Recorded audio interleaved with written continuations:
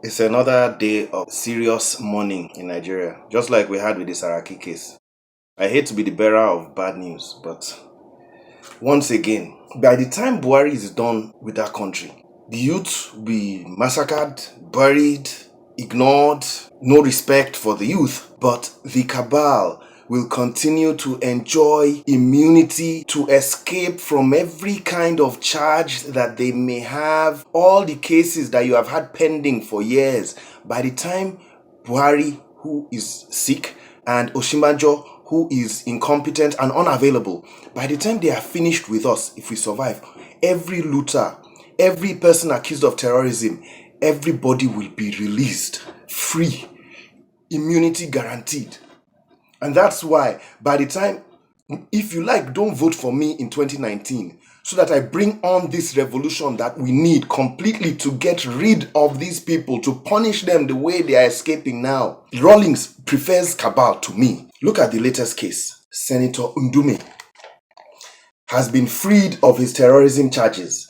And Justice Gabriel Kolawole, mark that name. All of these people, mark the name, because the corruption permeates the system. Justice Kolawole freed him. The justice said the prosecution failed to link the defendant with the allegations and dismiss the case against him of 4 criminal counts and violations of Nigeria's terrorism law. Listen to what the judge said. According to the judge, the prosecution failed to bring prominent personalities mentioned by the defendant to testify in the matter. The prosecution failed to bring prominent personalities mentioned. The judge also said that the prosecution failed to include the statements of the mentioned personalities. What is the Ndume case, first of all? The Ndume case started since 2011 under Jonathan.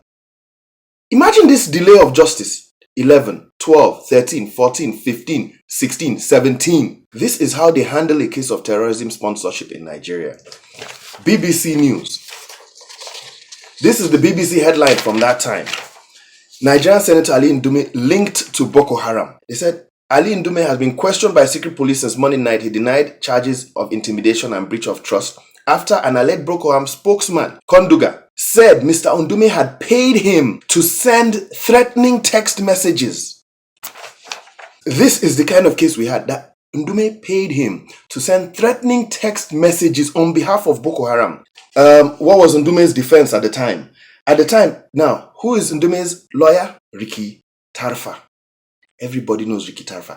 At this time, Ricky Tarfa attempted to bring up prima facie case that there is no case, so I don't have to defend him. You know, when they say prima facie, it's like, I'm not a lawyer, but it means there's no case at all. We don't even have to open up our defense. This is what he tried in 2011. At that time, the case was opened in 2011 in a different judge, 4 counts, and the government argued that it's a 4 counts case, 4 criminal counts, and breach of Nigeria's terrorism laws. That's how strong the government argued that the case was. And they opened the case and they started prosecuting or going ahead with the case. Next thing is, this is from Punch from 2012.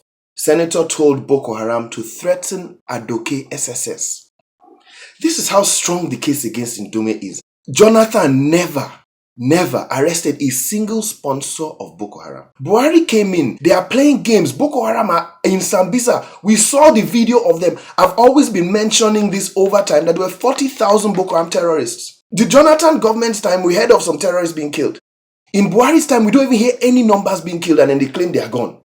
Boko Haram now brought out a video last Eid, showed over 3,000 members in Sambisa forest.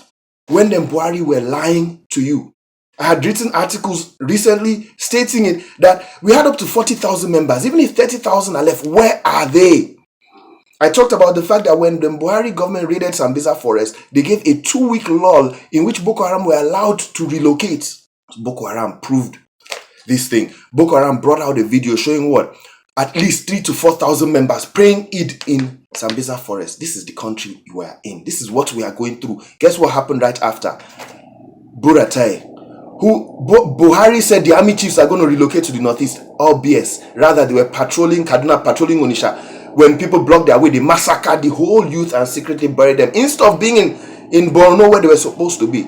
After Boko Haram brought out the video, guess what Buratai says? Buratai says 700 Boko Haram surrendered to us. Before then, he never heard of that kind of thing. We never knew Boko Haram were plenty like that, or they claimed it wasn't.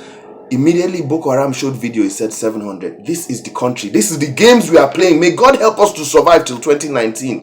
Because this revolution has to start sooner. This cabal, these people, they just have to leave. All of them. Let's continue with how Ndume got off the case. So this is Senator Ndume sending threat messages. They said, State Security on Wednesday told Abuja Federal Court that Senator Ali Ndume asked a self-confessed spokesman of the sect, Boko Haram, Ali Konduga, aka Zawahiri, to call and threaten Attorney General of the Federation, Justice Adoke. What were they threatening the Attorney General about? They were threatening him that if a certain political decision of the governor is not made in Borno, that there will be mayhem and chaos in Borno. These are the type of messages. Ndume's defense was that he's part of the Presidential Peace Committee. That is totally separate from the kind of messages that he was accused of sending. He was accused of giving Konduga Adoke's number. Attorney General has nothing to do with the Terrorism or Peace Committee. Giving Adoke Attorney General. He's the one who, Attorney General is the one who brings judgments in cases of, gubernatorial election types of things. Of giving SSS number, threatening, and sending threatening messages to help Boko Haram. Because Boko Haram, you have two arms. You have the political Boko Haram and you have the other one. The political is the one many of us paid attention to, and our NGO ends was established because of the political Boko Haram. After the bombing of Sabongari, you have a certain event and then Boko Haram bombs. This is what happens. You have an event where Boko Haram is bombing and creating chaos, and you are seeing bombing going on, but that is happening because they are influencing some political decision going on. And that's what Ndume was charged with. They said they checked Ndume's cell phone record, saw the cell phone communication with Konduga, and all of that. Vanguard 2012. Vanguard was talking about the case. And when Vanguard was talking about the case, Vanguard said, the witness said Sambo and Adoke were alleged to have had contacts with the sects. However, instead of inviting them for questioning, as we did in the case of Ndume, the service decided to investigate Sambo. Sambo is former vice president, and Adoke with our statecraft. What is statecraft? This is how Nigeria operates. Statecraft. There is nothing such that exists. Now, because they still do not want to bring Adoke to testify against Ndume, that's the Buhari. It's Buhari's prosecution that's refusing to bring in Sambo, former vice president, because he's giving him immunity, and bringing Adoke to testify against Ndume. So this is the same thing happened with Saraki's case and all these cases. They refuse to bring in their own witnesses, so they just toss the case. Same thing, then Buhari supported this, did not bring in these witnesses. Konduga had alleged that Ndume assisted the sect to carry out certain terrorist activities in Maiduguri. On account of that, we invited the accused person, this is SSS talking in court, we invited the accused person and detailed some of my case officers to witness his voluntary statement on November 21, 2011. The witness further told the court it was the accused senator who gave the telephone number of Mohammed Adoke to Boko Haram. The witness said the number was used to bargain a governorship petition filed by the People's Democratic Party in Borno State. That's what the witness said the number was used for. Izzy said Konduga had testified that the calls to the AGF were threats to spur him to influence the governorship election tribunal members to cede the election victory to PDP or risk mayhem in Borno State. The fact that Konduga was tried and convicted of terrorism acts is enough to show that the accused is also liable. This is what the government prosecution was saying, adding that it's 4 counts. Senator Ndume, who is answering a 4-count criminal charge, also terrorism charges. And all of this, 2011, 6 years later, the case was dropped for them Buhari not bringing, think about it, acting president, incompetent acting president Osimajo is a lawyer. The Buhari's prosecution, not bringing the witnesses, not bringing statements from them, and now the same case that under Jonathan's time, they could not dismiss it prima facie, was dismissed prima facie. Now, they said Ricky Tafa didn't even have to open his defense for Ndume. He didn't even have to. The same thing with Saraki's case. They didn't even have to open the defense. The case is tossed. the terror sponsors, the corrupt people who steal money, billions. Babachir, Adoke, Saraki, Emir Sanusi, let me ask you a question. Final question.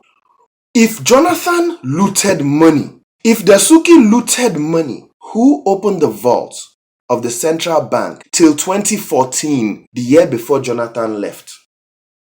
Who was in charge of the Central Bank of Nigeria, opening the vault for them to take out money? Independent, appointed by the Senate. He doesn't have to answer to anybody. The central bank governor was Emir Sanusi Lamido Sanusi. He opened that vault. Only after Jonathan had investigated him did he start shouting about Jonathan at the end of 2014 when election reached. Before that time, he was opening the vault for Dasuki and every other looting of CBN dollars. Now, for him to be investigated as Emir of Kano, we see Dangote bring what? According to the reports in Daily Nigerian, they said Dangote helped. Because whenever they want to do these things, when the government wants to operate, Osimajo went to beg that they should not investigate. I'm sorry. I'm so passionate about this thing. When a country deals with the rich different from when it deals with the poor, the holy books say that that's when the wrath of God will be on that country. Osimajo did not want them to investigate Sanusi. Osimajo, they went to beg in Kano. Whenever the government goes to beg or wants to operate, sponsor political parties. We see it in WikiLeaks, as I showed in my video on Dangote. When they move, when they want to now bribe, they now send the person who has the vault of Nigeria's cash. They stash Nigeria's cash. All the cabal, they invest in this person, Dangote. They now send him to pay Yaradua for his campaign, to sponsor Buhari's campaign. According to Daily Nigerian, allegedly, Dangote now went to pay 100 million to free Sanusi from investigation. This is how every cabal is going to be freed from investigation, terrorism, embezzlement, any kind of malpractice till 2019. If this revolution doesn't come sooner, Nigeria, make una think correctly and tell people all over about this revolution correctly. I, Dr. Perry Bremer, I will send those cabal on self-exile completely out. They will refund our land, our money, our assets, apologize, and flee Nigeria. Look at this. Come on.